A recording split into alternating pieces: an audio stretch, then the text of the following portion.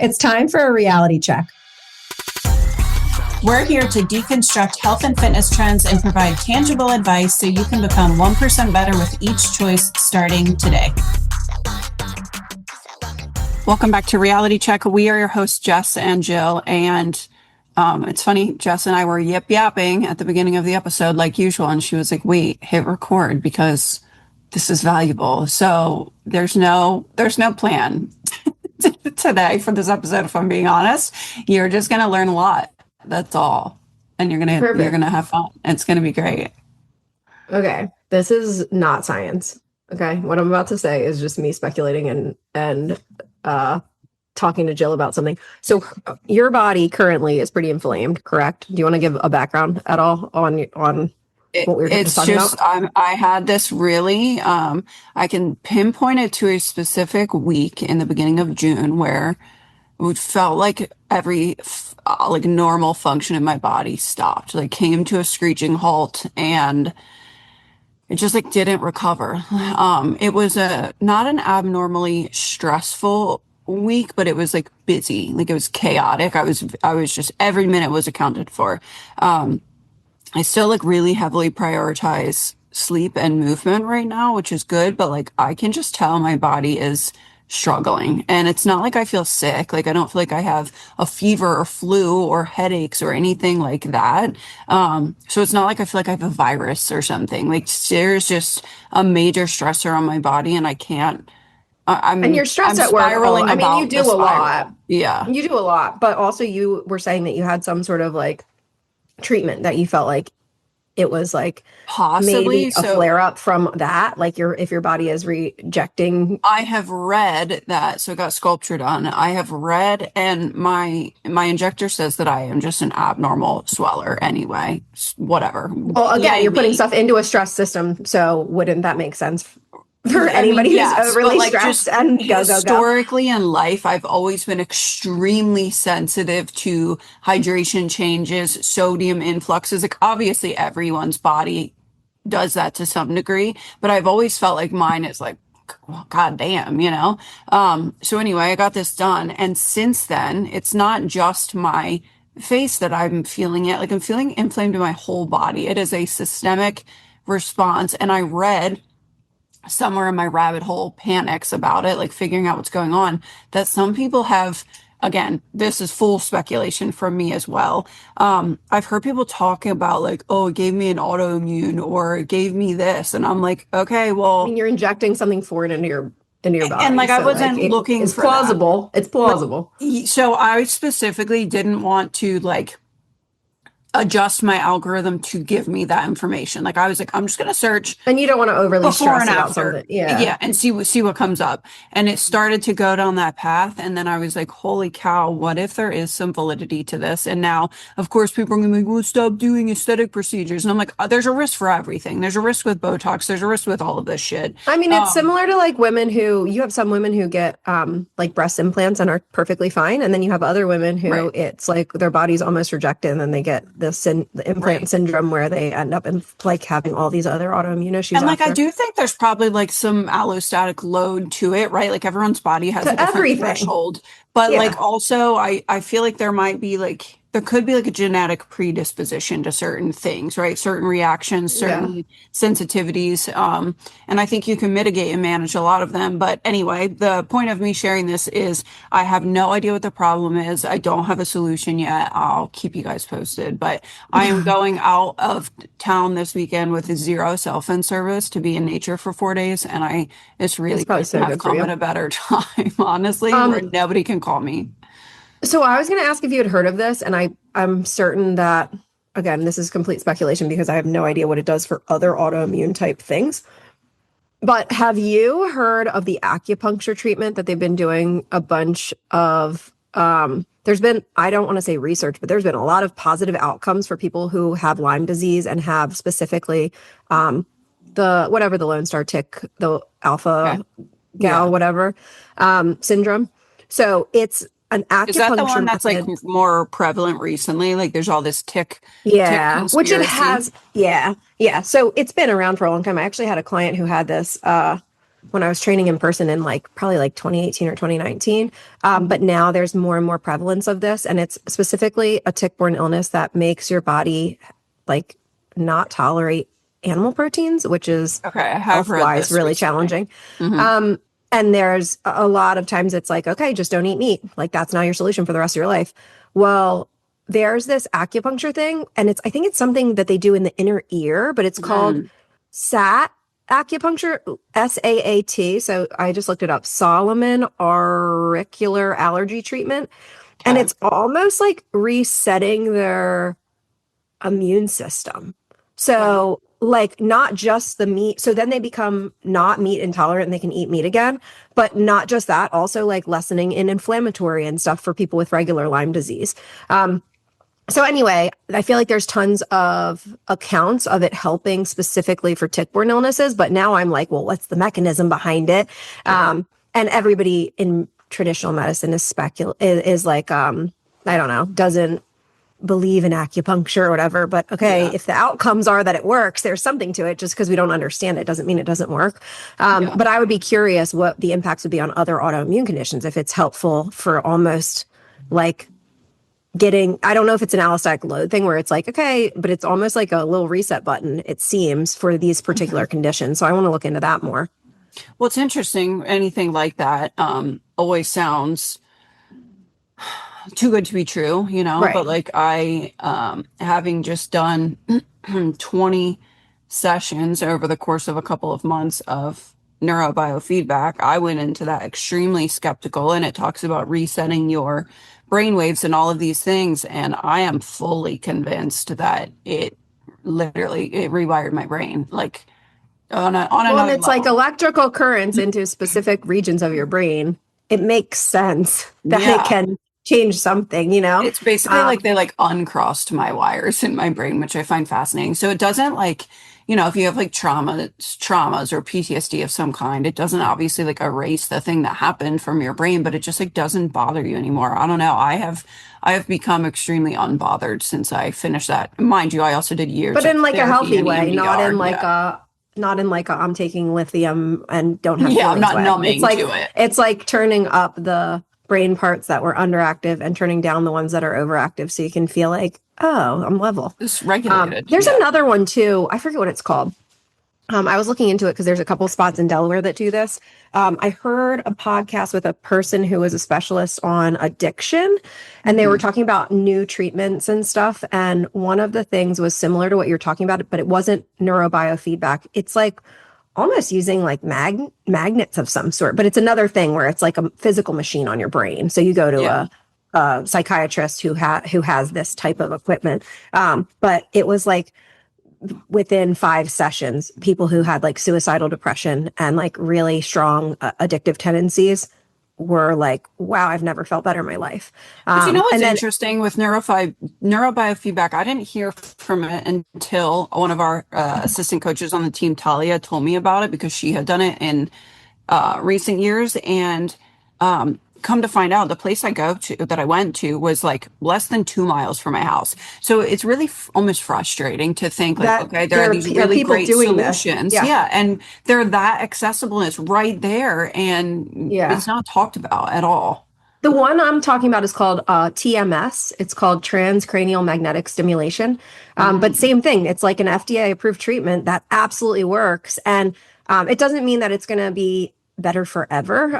They were actually correlating it to some of the outcomes of people doing like psilocybin based treatments for depression and addiction. Yeah. So it's not like it's going to work forever, but like it could work and you might feel better for 2 or 3 years before you need to go back and get it again, if ever. Right.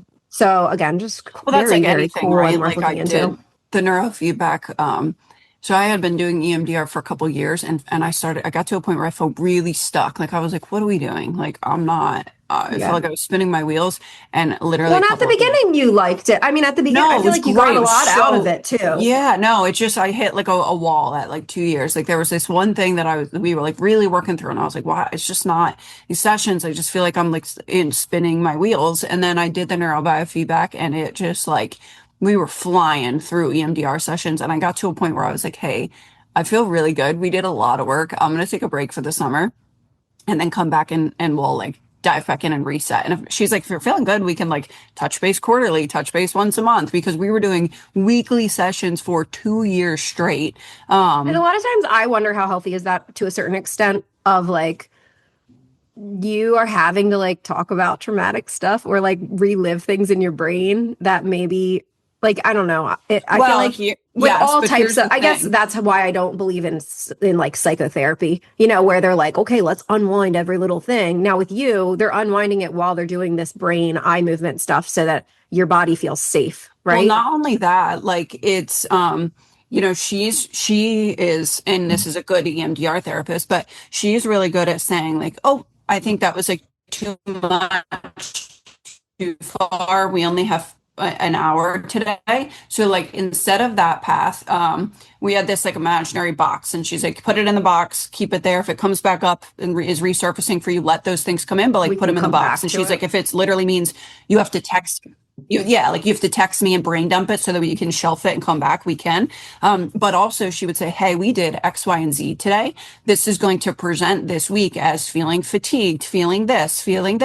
So what I want you to do is XYZ, right? She would give me these somatic tools. She would say, hey, this is a really important week for you to journal. This is a really important week for you to ground in your body, like spend more time outside. So like she was so great at, hey, this is heavy, good. And we're opening these loops. Like when your dad passed away, she was like, no, we're not going to do therapy for a month. Like I feel like she during that time, she's like, no, I think it's inappropriate because you're in such a physiologically stressed state right now because of grief.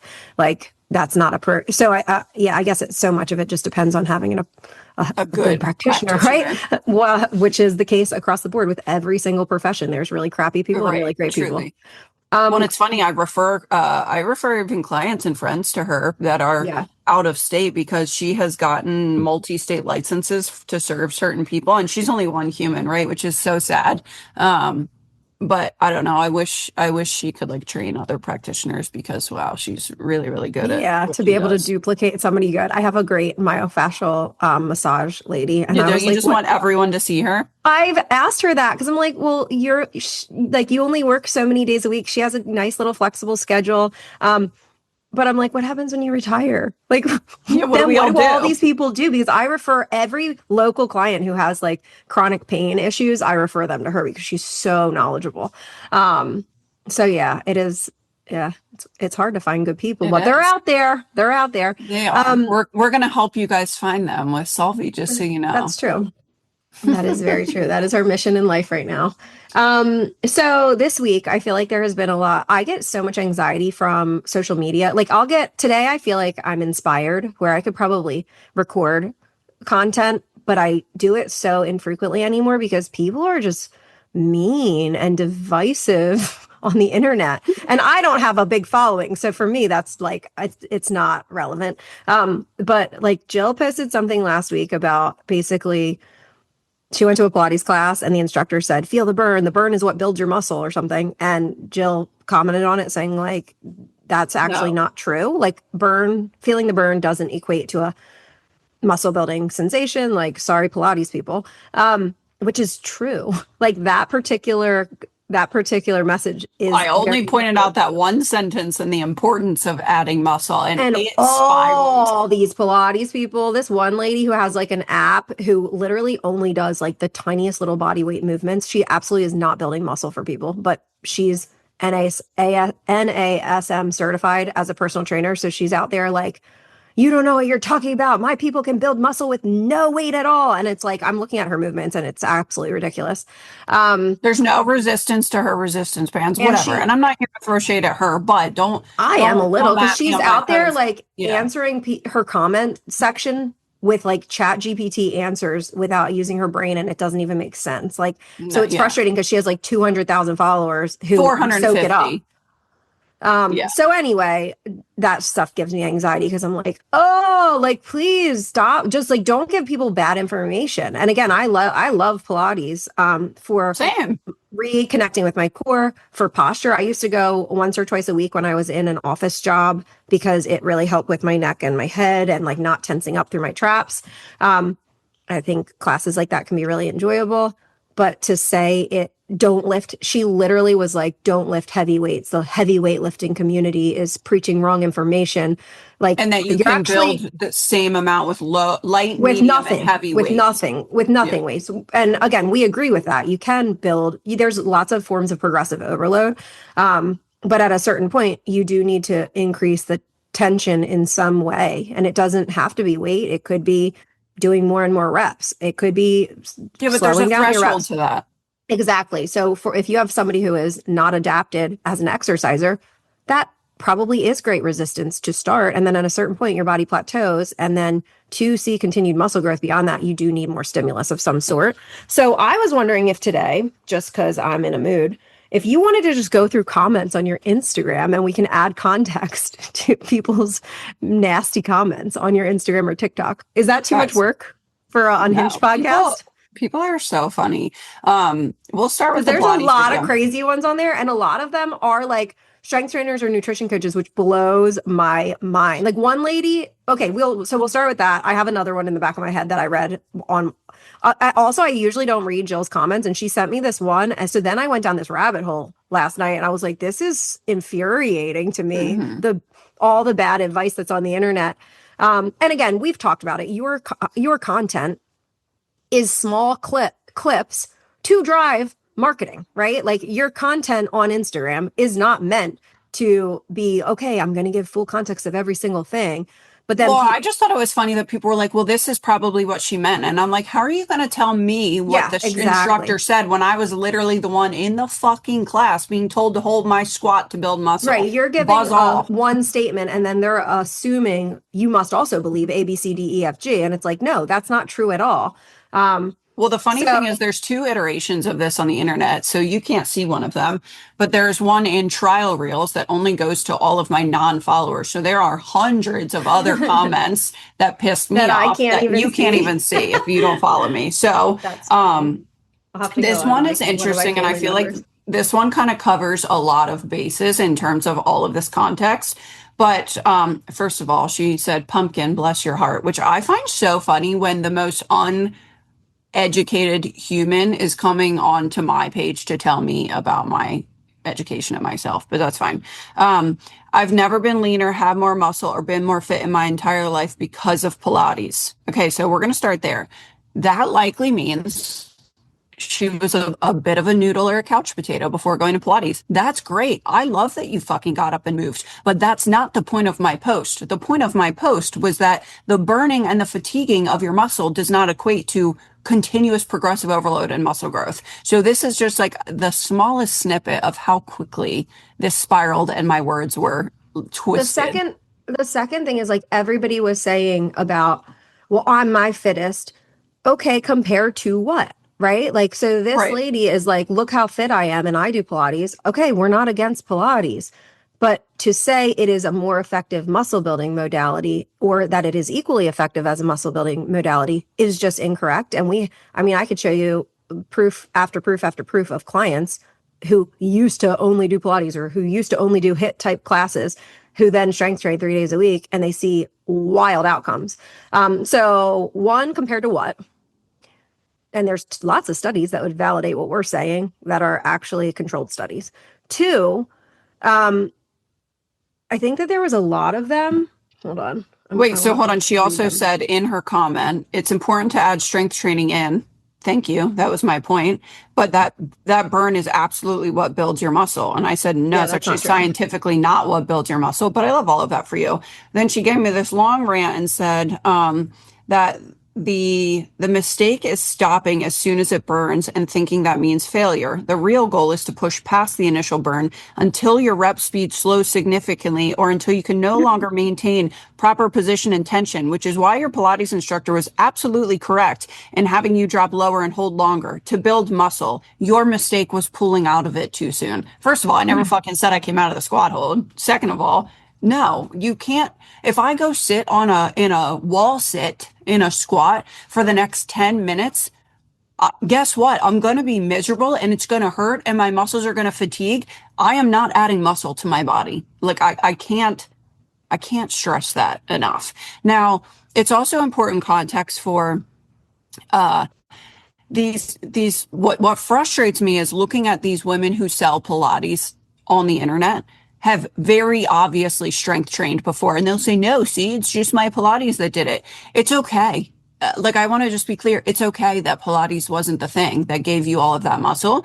But if I go to a Pilates, first of all, Pilates is slow, meant for your core, it's usually silent. There's usually a lot of breathing and breath work through the movements. Which is great. It's very slow and intentional. For health, we like it. So everyone's like, you weren't in a real Pilates class. And that's also kind of my point is you're right. Pilates is, in air quotes, has spiraled. People are just using the name because it's a reformer and calling it Pilates. And it's not. You're right. So people are like, if you were in a squat hold, you weren't in a real Pilates class. And you're right. I didn't go back. But it's important to know that if I go to a Pilates class, I'm not there to build muscle. Like Doug just said, I love Pilates. It's a great complement to my strength training routine. But you have to know going into it that you're not going to build muscle. You can burn some calories and get your heart rate up and sweat and feel good and have community and enjoy it. And I love that. Go if that's your reason to go.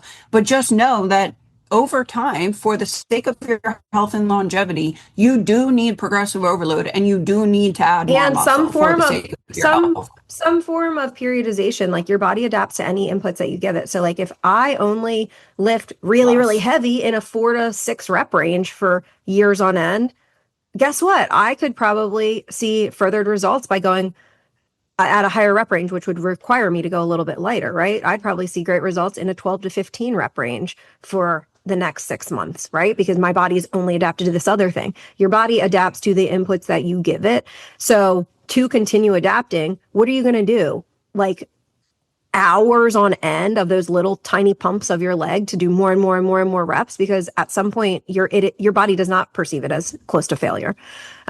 So in terms of effectiveness, a lot of times that's why we actually pare down our clients' workouts and say like, no, instead of doing more 6 days a week, let's do really, really effective lifts for 45 minutes to 60 minutes, 3 days a week. And let's just see what happens. And a lot of times it's cool because they realize, oh, I didn't have to keep pouring more and more and more time into maintaining a physique that I feel good in.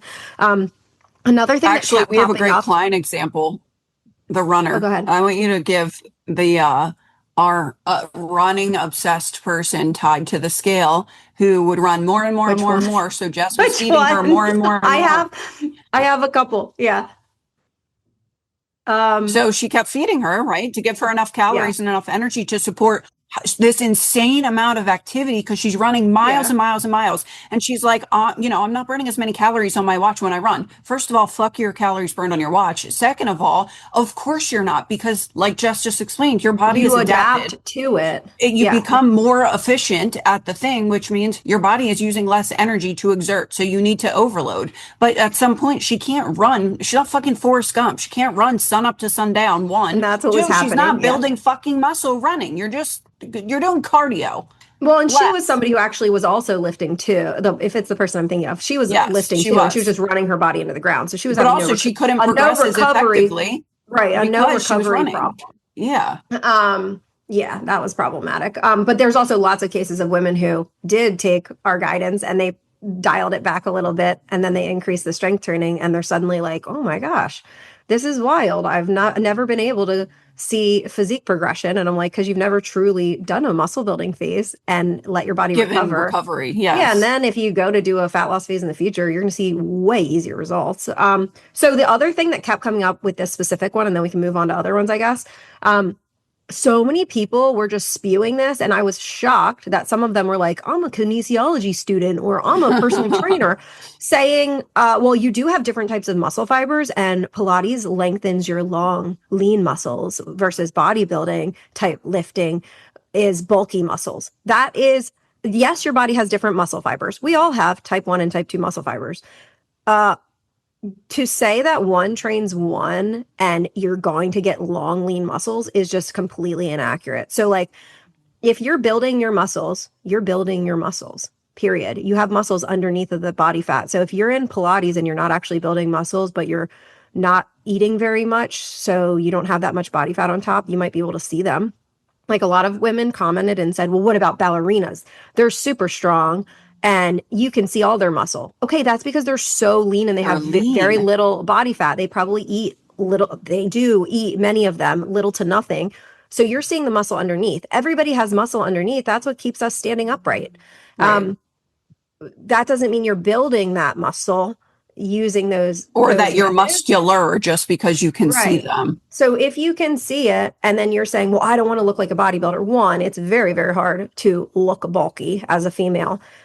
Most of the people you're thinking of are extremely dehydrated if they're stage ready. They've been training for years on end to try to build those muscles. They're taking extra supplements or hormones to get that way, steroids. So like Right. one, it's very unlikely.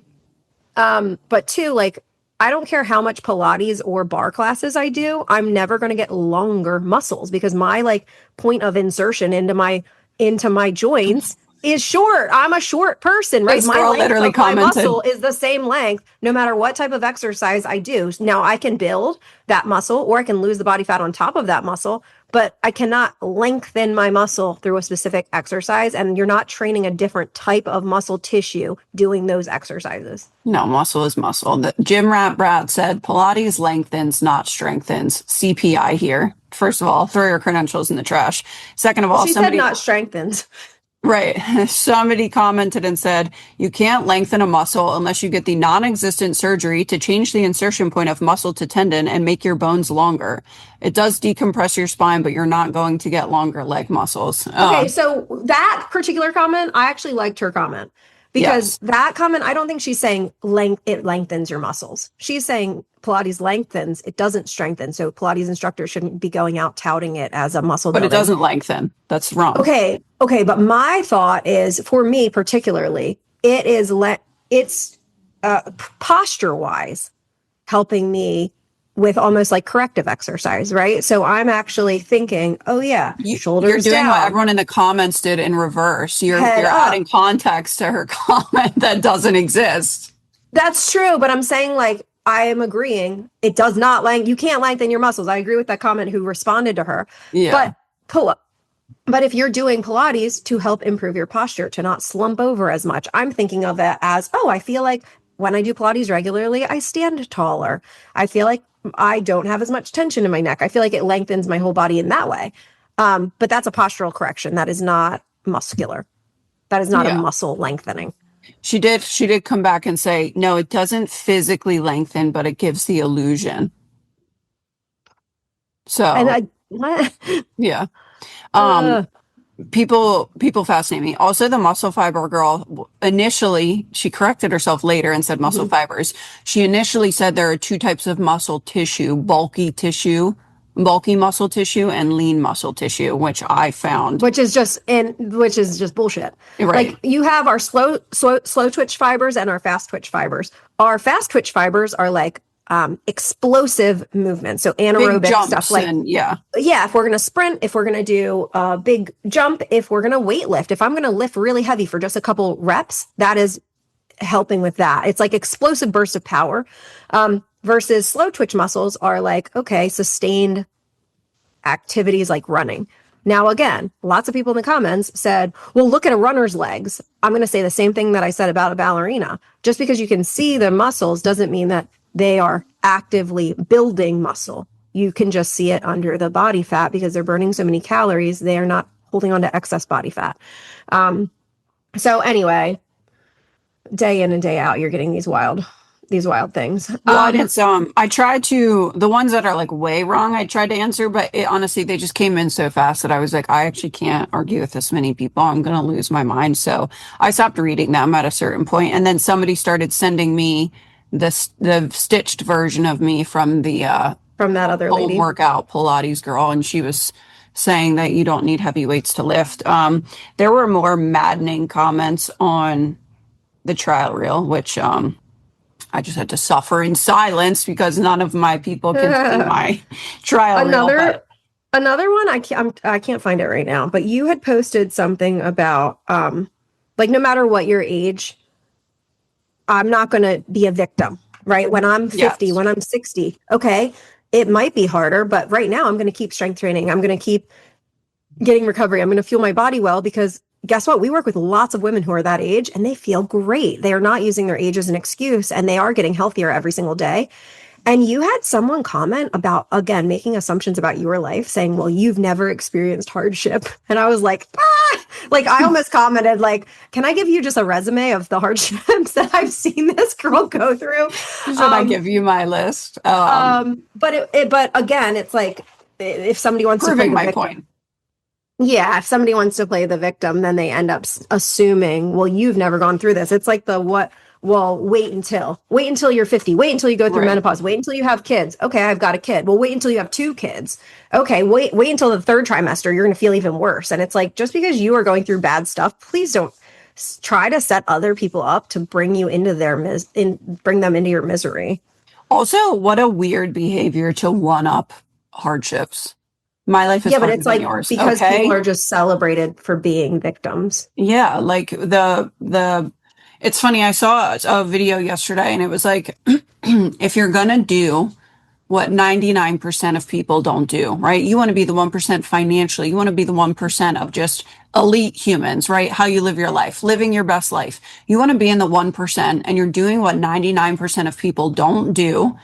What percentage of those people do you think are going to understand what you're doing and how you're living your life? Oh, that's a about great point. 1%, right? So like the people So who it's are okay. You have to shade- like let other people roll off your back because they don't get it and they're not doing the inputs that you're doing on a day to day.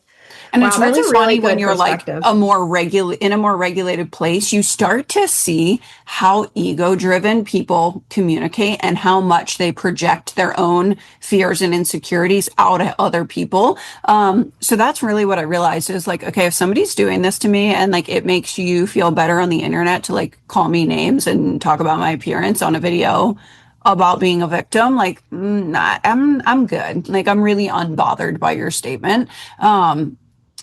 But it's just a reflection of everyone. And honestly, if people could regulate and operate from their true feelings and see their own shadows and not talk from their ego, we would have a lot less conflict in life because people would just listen to understand. And so often as humans, like at our core, our deep desires are really all the same. We want to be rich. We want to have a rich life. And I mean, rich, not financially. It's great if you want that, but we want a rich life. Right? We want a good life. And the path to get there is just based on everyone's personal experience, right? And that doesn't make it the whole truth for the human race because you had that experience. And I think that is what I find fascinating about the way that people communicate. But I got to tell you, having a presence on the internet is humbling. It really gives you thick skin, but also it does.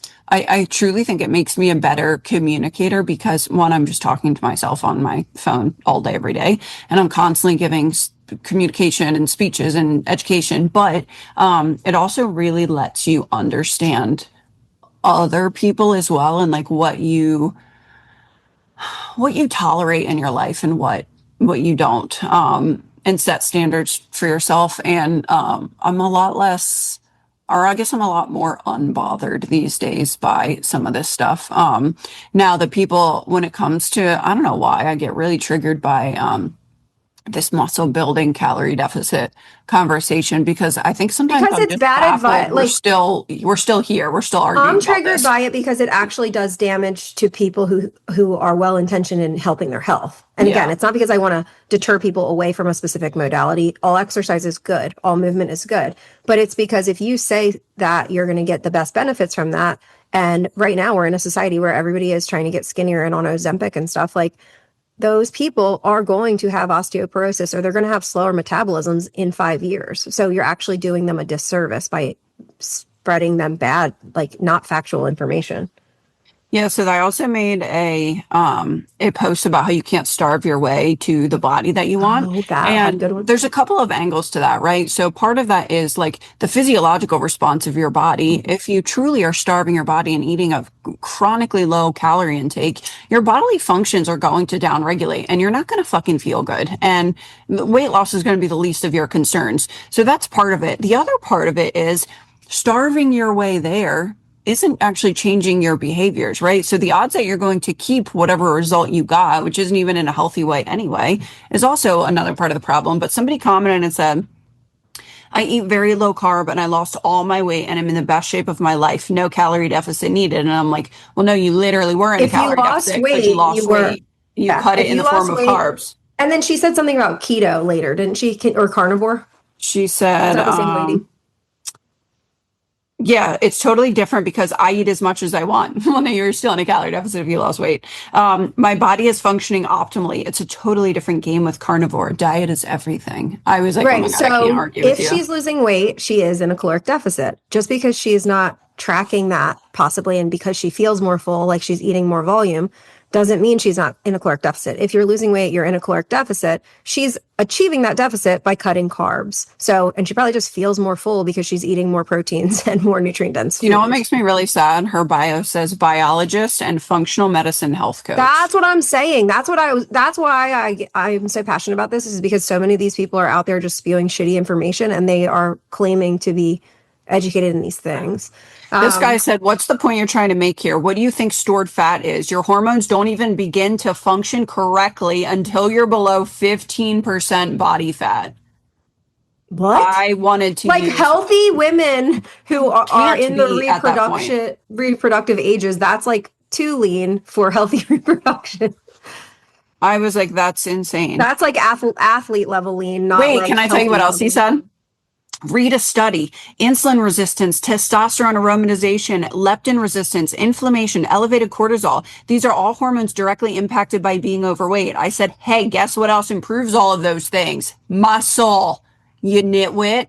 Go lift weights. And guess what? Your testosterone will naturally increase. Your insulin But sensitivity I will love that he's improve. applying male Correct. body composition percentages to your post. Right. Again, just out of context, uneducated. Right. Yeah, wild. There was another one. I just tried to scroll back, and your marketing people are really on it. You've been grinding lately There's like because I 8 a can't even day. find the posts anymore. I'm like, I looked at this last week. Where in the world is it? But It's like 90 posts away. I actually think that this is really good nuance, because this is something that you and I have seen different on, and I think your objectivity is helpful. I think that the way that you messaged this was really good, and I wish I could find it to say your exact words. But there was a post that you did where you said, like, hey, women shouldn't be commenting on other women's bodies, essentially. Like, it can do more damage than good, saying, like, oh my gosh, you look so thin, or whatever, because now you're saying, oh, well, was there something wrong with me before? Because I didn't look as good then. And maybe that person is doing it in an unhealthy way. But people came at that post and were talking about your physical appearance and saying, like, Correct. well, if you feel secure in your body, why are you getting fillers and stuff? And then you did a follow-up post. I want to find the follow-up post. So I'm trying to jog your memory to see if you remember what you said. But you did a follow-up post about it that was like, hey, like, one, that wasn't the point of my message. Two, if you are coming at me on the internet and saying, like, how dare you preach health if you're also doing these other things, take a deep dive into yourself, because the message that you're preaching is never, you have to do every single perfect health optimization thing. It's, hey, what are the things that like move the needle the most? And let's go in that direction. And you don't have to be perfect. And I want you to feel good in your body that you're in while also working on health. But it was just like, it's interesting the conclusions our brains automatically jump to because of maybe our insecurities of judgment, or if we've heard other people judge in the past, that's where your brain goes automatically.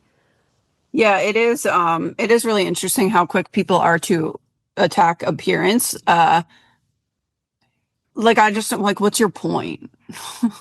Like, if I make a post and said, hey, here's my face, can you tell me what you think about it?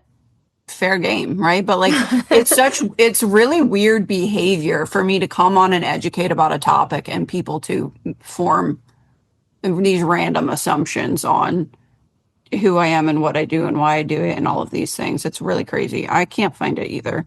I don't know. I talk a lot these days, but I'm trying. It was like, oh, it was the one, it was like, don't teach your daughter that her value comes from her looks. So then immediately people came at your looks. And it was like, hello, Yes. the whole message here is so that we don't feel the need to have to change. And you know what I mean? Like I feel like your message was so valuable, but immediately because it had the word, hey, don't teach your daughter that looks are everything. People then immediately started attacking, and that was a tough jump. God, I can't even, I guess I do post a lot more than I thought because I feel like that wasn't that long ago.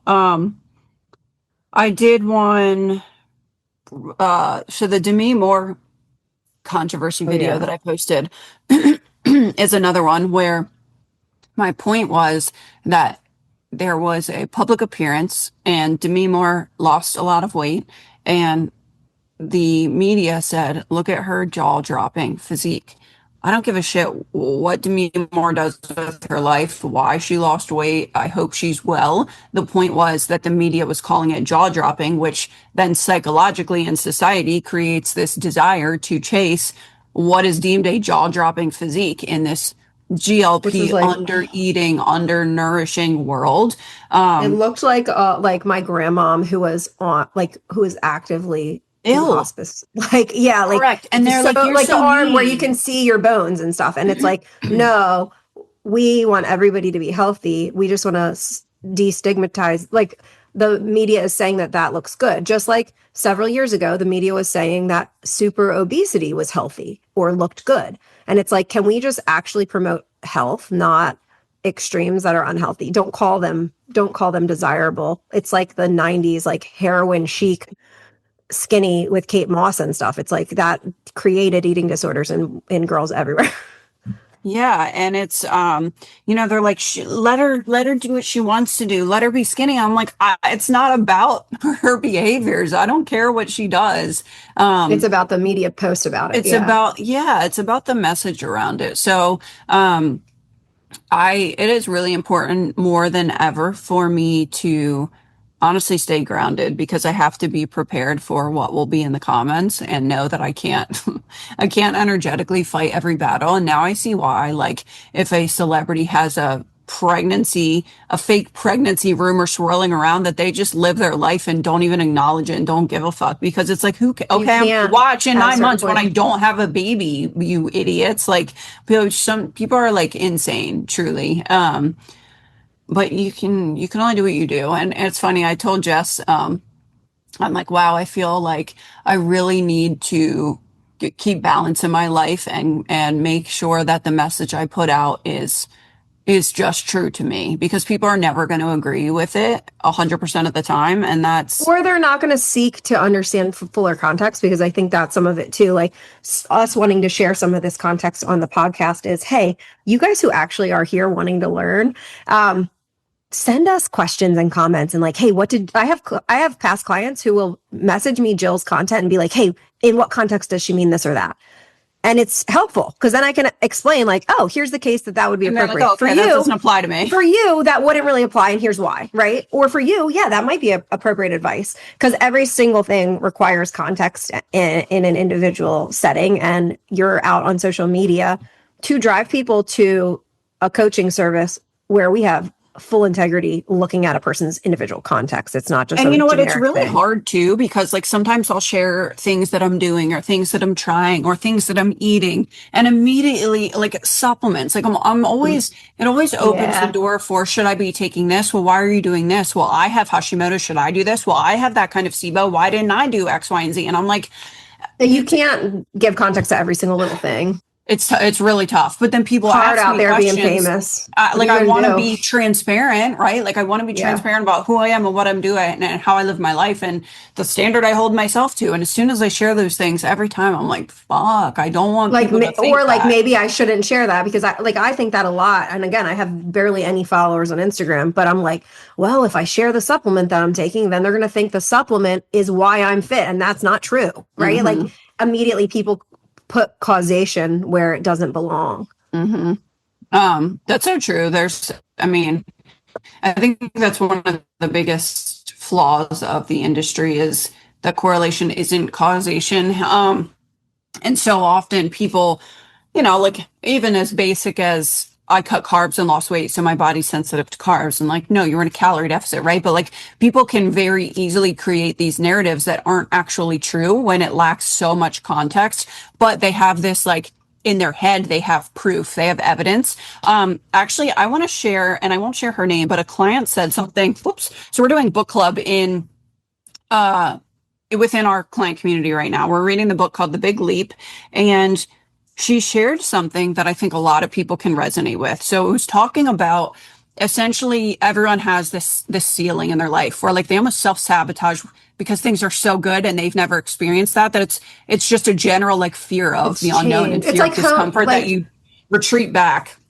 Like your body wanting to be in homeostasis so you don't allow yourself something new, even if that something new might be better. It's like our subconscious holds us back to what's comfortable. So they, in the book, they call it the upper limit problem. Like once something good happens, why do we start holding ourselves back or self-sabotaging? So she said there were 4 like barriers essentially that were defined. And one of them was feeling fundamentally flawed. Like you can't possibly be experiencing this level of joy because you are a flawed human that doesn't like deserve that or isn't capable of that. And she said, in the context of her health, feeling like I had to accept feeling stuck in my body because everything I air quotes tried didn't solve the problem. I began to make excuses for my patterns and habits and limiting myself from becoming a better version of me. Chasing an all or nothing mentality got me stuck in a cycle of feeling like I wasn't enough, and it felt like I was always starting over. I'm getting better at acknowledging my small wins and not seeking perfection through the process. And I'm like, I mean, amen. Good. You can graduate as a client. You're done now. Like that's what we want, right? Is so many women do that where they collect proof, right? So like they had one bad experience or one diet that didn't work or one day that a certain broccoli made them inflamed, and all of a sudden they're sensitive, they're inflamed, they have a digestive issue, they can't lose weight, they have resistance, their cortisol's high, and they constantly in their life look for proof to do that.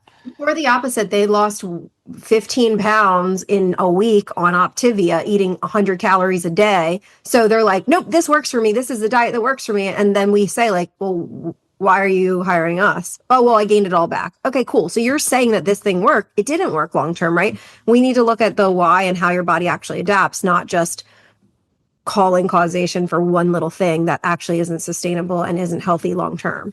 Yeah.